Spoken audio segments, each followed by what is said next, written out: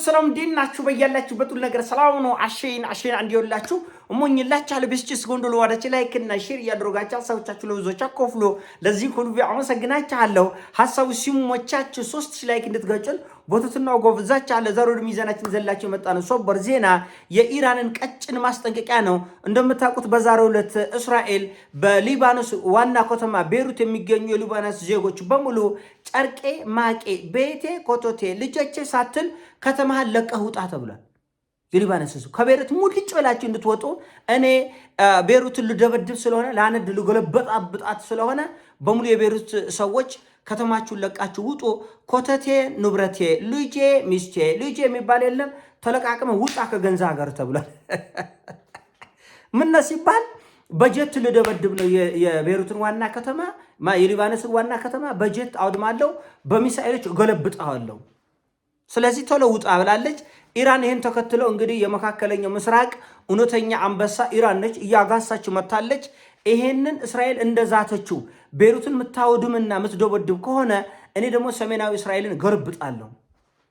ማን እንደሚጠይቀኝ ያለው ብላለች። ማን እንደሚጠይቀኝ አያለው። እጅግ በጣም ሰቅጣጫ ሆነ በቀል እኔ ደግሞ እበቀላለሁ። ስለዚህ ልክ የቤሩት ዜጎች ከከተማ እንዲወጡ እንዳደረጋቸው እናንተም ደግሞ የሰሜናዊ እስራኤል ዜጎች በአስቸኳይና በፍጥነት ቀጠናውን ለቃችሁ እንድትወጡ ልክ እስራኤል የወሰደችን አይነት ተመሳሳይ አጸፋ ወይም ደግሞ ከዚህ ከፋ እኔ ደግሞ እናንተ ላይ ወስዳለሁ ብላለች። እንደምታውቁት የተባበሩት መንግስታት ድርጅት ከማለቃቀስና ከመለማመጥ ከማሽሞንሞንና ጎንበስ ከማለት ውጭ ምንም መፈየድ እንደማይችል ጠዋት ነግሬያችኋለሁ። አስቸኳይ ስብሰባ የሞላው ዓለም ህዝቦች የሞላው አገር መሪዎች ብትሰበሰብ አትሰበሰብ ፍትፍት የሚያጎርስ ሌላ የምትዙት ሌላ። ስለዚህ አሁን ምንድነው አሁን ትልቁ ጥያቄ ሰው በገንዛ አገሩ ቤትን ለቀህ ውጣ፣ ኮተትን ንብረትን እንዲይዘህ ውጣ ሙልጭ ብለህ ማናቸው እናንተ ብለህ ብትጠይቅ ኔታንያሁ ሞንስ የለው ኔታንያሁ በአቅሙ የሚችለውን ያክል ጥኒጥዬ አምላክ መሆን ነው የሚፈልገው በምድር ላይ። ፍልስጤምን ሄዶ ደበድባል፣ ጠያቂ የለም። የተባበሩት መንግስታት ድርጅት ዓለም አቀፍ ህግ ዓለም አቀፍ ተቋም ምን በአፍንጫላስ ምን አገባኝ ነው የሚለው። ተመልከት። ለዚህ ነው ሰሜን ኮሪያ ያስፈልገኛል ኒኩለር ዝም ብሎ ያለ ገደብ ያልተገደበ የኒኩለር መሳሪያ ጥቅል ያስፈልገኛል የምትለው ለዚህ ነው። አየህ ዛሬ አሁን ምዕራቡ ዓለም በሙሉ አሜሪካን ጨምሮ ወደ ሰሜን ኮሪያ ዙሪያ አስነጥስም ፈሳም ብትል አይፈሳም አያስነጥስም። ምስኪኖች እንደ ፍልስጤም ያለውን ግን ሌሊትም ቀንም በሺ የሚቆጠር መርከብ መሳሪያ እየተጫጫነ ይቀርብላቸዋል፣ ያወድማሉ። ኢራኖቹ ለዚህ ነው አፍንጫላስ እንደዚህ ያለ ማጎብደድ እንደዚህ ያለ ጎንበስ አይሰራም። ስለዚህ የቤሩትን ህዝብ ካስወደዳችሁ ካፈናቀላችሁ ከተማውን ካወደማችሁ እኔም ደግሞ አይቀጡ ቅጣቱ ቀጣለሁ። በቃ ትክክለኛ ወደ ልብ የምትመልሳቸው እንደምታውቁት ኢራን ነች። አሜሪካ እሺ ድርድር ለአላ ብላችሁ ጠዋት ማታ ትራምፕ እኮ ኧረ ሰላም ይሻላል ፍቅር ይበልጣል ዋናው ፍቅር ነው ፍቅር ይሻለኛል ፍቅር ይሻለኛል የሚለው ትራምፕ ወዶ ነው። አይቀጡ ቅጣት ስለሚቀጣ። ስለዚህ የኒኩለር መሳሪያ አለው አሜሪካ አላት። ሶዋት ምን ታመጣለህ? ጥያቄ ነው። ምን ታመጣለህ? ብትጠቀም ሌላውም ሊጠቀም ይችላል። ምን ታመጣለህ? እና መሳሪያው ከዛም ሊመጣ ይችላል፣ ከየትም አቅጣጫ ሊመጣ ይችላል። እና አሁን ትልቁ ጥያቄ ሊባኖስ እንደምታውቁት ደቡባዊ ሊባኖስ በሙሉ ወድሟል። በፎስፈረስ መሳሪያ እጅግ በጣም በተከለከለ በዓለም አቀፍ ህግ የለም እንጂ ዓለም አቀፍ ህግ ቢኖር ኖሮ የተከለከለ የጦር መሳሪያ እንደተጠቆመች ማዕት ዓለም አቀፍ ሚዲያዎች ይዘግቡታል። ማን ይጠይቃል ነው አሁን ጥያቄው። ሁሉም እኮ የውስጥ ልብስን ደራርቦ እኮ ነው የተቀመጠ እኮ። ማን ይጠይቃል? ለሌላው ሲሆን አራስ ነብር ሆኖ ይነሳሉ፣ ለነሱ ሲሆን የፈለጉትን ያደርጋሉ። እና ዛሬ ኢራን ኒኩለር መሳሪያ አትይዝም እንዳትይዝ የሚሉት ለሆን ይመስላችኋል? እንደ ሊባኖስ እንደ ደቡባዊ ሊባኖስ ለማፍረስ ነው። ውድምድም አድርጎ መሬቱን ወስደው ህዝቡን አፈናቅሎ ከፈለክ ባህር ግባ ከፈለክ ገደል ግባ ነው ነጥቡ። ከስከረ ሌላ ነገር ከሌለ የውጊያ ሁሉ መጨረሻ የሰው መሬት የሰው አገር መውሰድ፣ ንብረታቸውን መዝረፍ፣ ማዕድኑን መውሰድ፣ ይሄ ነው መጨረሻው። አሜሪካ አፍጋኒስታን የገባቸው ማዕደን ፍለጋ ነው። ሊቢያን ያፈረሰችው ነዳጅ ፍለጋ ነው። ሶሪያን ያፈረሰችው እንደዚሁ። የመንን የምታፈርሰው በዚህ ምክንያት ነው። ስለዚህ አሁን ኢራን ኒኩለር ከታጠቀችማ እንደ ልባችን እንዴት አድርገን እንዞርፋለን? የኢራን ጣፋጭ እንደ ማር እንደ ወተት የሚጣፍጥ ነዳጅ እንዴት አድርገን እንወስዳለን ነው። ኢራኖችን ደግሞ ገና አሜሪካኖች ሳይጸነሱ ሳይወለዱ እችን የመንደር ፖለቲካ ለነሱ የመንደር ፖለቲካ ነው ጠንቅቆ ይበሉ ናቸው። ስለዚህ አሁን እናንተ የቤሩትን ህዝብ የምታፈናቅሉ ከሆነ እኛም እናንተን ህዝባችን እናፈናቅላለን።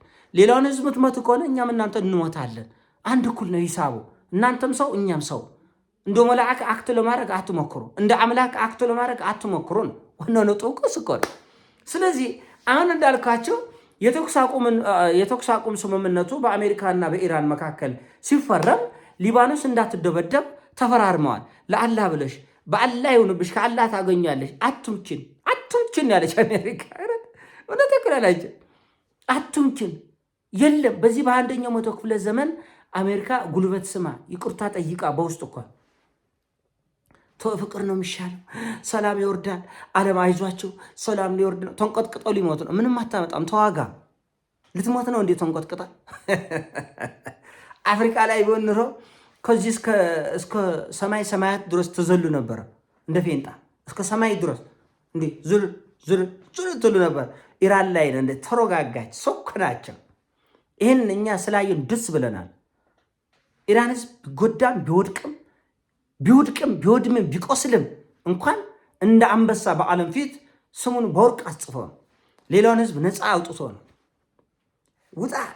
አሁን እንግዲህ የሊባኖስ ህዝብ አገሩ ነው፣ ከተማው ነው፣ በላቡ በገንዘቡ በንብረቱ የገነባ ነው። ልቀቅና ውጣ ከቤት ስትባል ዋት ዩ ፊል። እኛ ላይ ቢሆን ለምሳሌ አዲስ አበባ ህዝብ ልክ እንደ ቤሩት ህዝብ ለቀ ውጣ በቃ ከቤት ልደበድበው ነው አዲስ አበባ ብትባል እኛ ባሪያ ነን እንዴ? ተገዝተን የመጣን እንዴ? አጎብዳጅ ነን እንዴ? እጉርላሽ ነን እንዴ? ለምንድን ነው የምንወጣው ብለህ እንደምትጠይቀው ነው የሊባኖስ ህዝብ የጠየቀው። ለምን ቤሩት ከዚህ ጦርነት በፊት እንደፈለገ ኔታንያሁ ሲደበድበው የነበረ ከተማ ነው። እንደፈለጉ ትዝ ሲላቸው ይደበድባሉ። ምክንያት ስትለው አይ ሂዝቦላ የሚባል አለ ይላል። ሂዝቦላ ካለ ከሂዝቦላ ጋር ግንባር ላይ አትዋጋም እንዴ? በጦር ጀት የአየር ማረፊያ የምትደበድበው ምን ሆነ ነው? ምላሽ የለም። ስለዚህ አሁን ትልቁ ጥያቄ ምንድን ነው?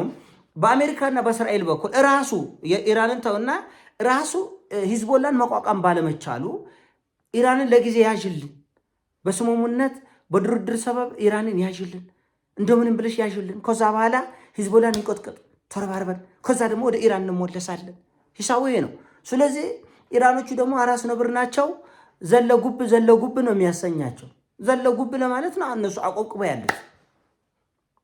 ያሉት። እስቲ ዓለም ምንድን ነው የሚለው? ይህ እንደዚህ ያለ ፍርዶ ጎምድልነት፣ የሰው ሀገር ማፍረስ፣ ማውደም፣ ማቃጠል፣ ፍርዶ ጎምድልነት። እኔ ልዩ ነኝ፣ ከሰው ፍጥረት በላይ ነኝ፣ እናንተ ግን ከኔ በታች ናቸው። ምን ማለት ነው? ሶሪያን መደብደብ፣ ሊባኖስን መደብደብ፣ ፍልስጤምን መደብደብ፣ ኢራንን መደብደብ፣ ቀጠናው በሙሉ ተደብድብ አለቀ እኮ። አንድያን እናንተ ፈጣሪ ነን እናንተ ፍጡራን ናቸው ብላችሁ ወይ ግልጽ ነገር ፍላጎታችሁ እንደዛ ከሆነ በምን ሂሳብ ነው ይሄ የሚመጣው? በምን ስሌት ነው ይሄ የሚመጣው? ሌላውም ህዝብ ሉዓላዊ አገር፣ ሉዓላዊ መሬት፣ ነፃ ህዝብ ነው ያለው።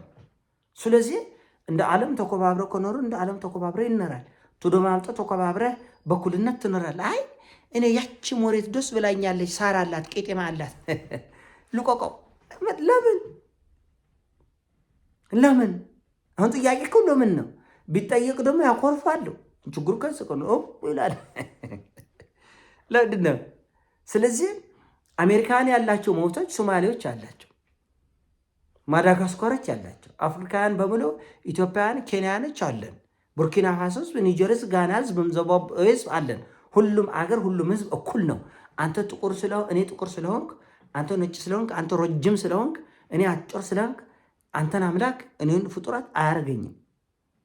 አንተ ሀብታም ስለሆንክ እኔ ድሃ ስለሆንክ አንተ ትልቅ እኔ ትንሽ ልንሆን አንችልም። አይሆንም። ይሳው እንደዛ አይመጣም። እና ለዚህ ነው ለነፃነቱ የሚቆም የትኛውም ህዝብ በዓለም ላይ አፍሪካ ውስጥም ይሆን አውሮፓ ውስጥም ይሆን የትኛውም ጉራንጉር ለነፃነቱ የሚቆም ደፋር ህዝብ ሲያዩ በጣም ነው የሚጸየፉት፣ በጣም ነው የሚጠሉት። የትኛውም እስቲ እዩ በዓለማችን ላይ ለነፃነቴ ብለው የሚዋጋ የትኛውም ቀበሌም ይሆን መንደርም ይሆን ዘርም ይሆን ብሔርም ይሆን ሰፈርም ይሆን ይጠላሉ፣ ይጸየፋሉ። ለምን? እንዲህ አይነት ስነ ልቦና አንተ እንድትገነባ አይፈለግም። አንተ አጎብዳጁ ነህ፣ ፍርፋሪ እያየ እየቆላመጥክ እንድትኖር ነው፣ እየቆላወጥክ እንድትኖር ነው የሚፈልግ እና የሆነ ሆኖ የምን ጉዳይ ነው? ይህ ጦርነት በግራ ቢሉ በቀኝ ቢሉ የሚያምለጫ የሌለው ነው። ሊመኙ ይችላሉ ለማምለጥ፣ ማምለጫ የሌለው እነሱም ዋጋ የሚከፍሉበት ዓለምም ዋጋ የሚከፍሉበት አደገኛ አካሄድ ነው። ይህን ሀሳብ ሲሞቻችን ላይክ አድርጎ ሼር አድርጎ ወዳቻ አለ ፒስ